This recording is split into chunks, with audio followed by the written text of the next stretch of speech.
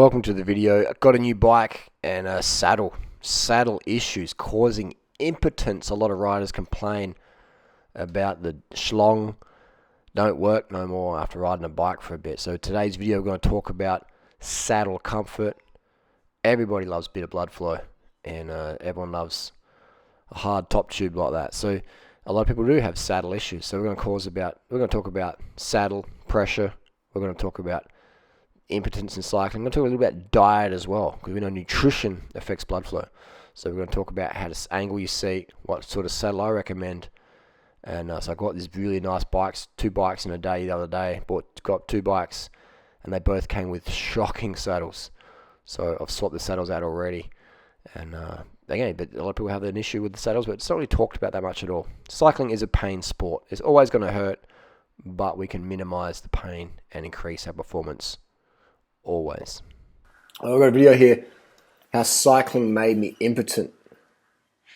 Just did a ride. I got a new bike and it came stock with these Cell Italia SLR. It's just a $370 Aussie dollar retail saddle. Came stock on a bike.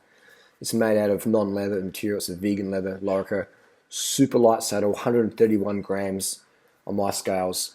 I rode this just for a short ride, and it's like, man, it's really a lot of compression on the perineum, on your nerves, genitalia. Not a good saddle, in my opinion, for me. Maybe some people like it. I don't know.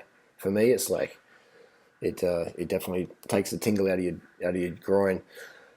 Swapping it out for the Specialized saddle, it's 150 grams, and it has what we call an ergonomic channel. So your ischial tuberosities, your sit bones, sit here, and so if you're sitting here, then all your soft tissue can kind of go in the middle here.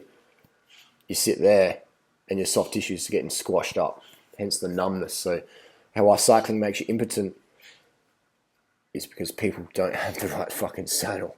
So if you are experiencing pain in your saddle, then change your fucking saddle or change your angle. Some people ride a saddle like that, point it up. Some people have the saddle too high, and some people have the saddle too low. So you want your saddle dead level or maybe a bit pointed down.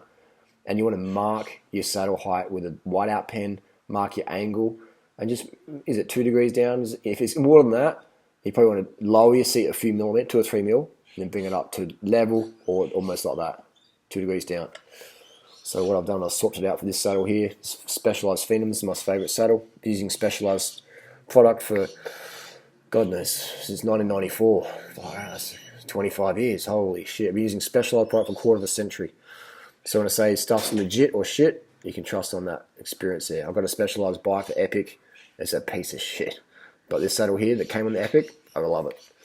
So this is the brain technology in the Specialized product's dead. They should scrap it and go with the Scott style 3-stage lockout. So a system that actually works. The brain doesn't work, in my opinion, in my experience. The new brain is dead. Brain dead. Anyway, so you want to have that ergonomic.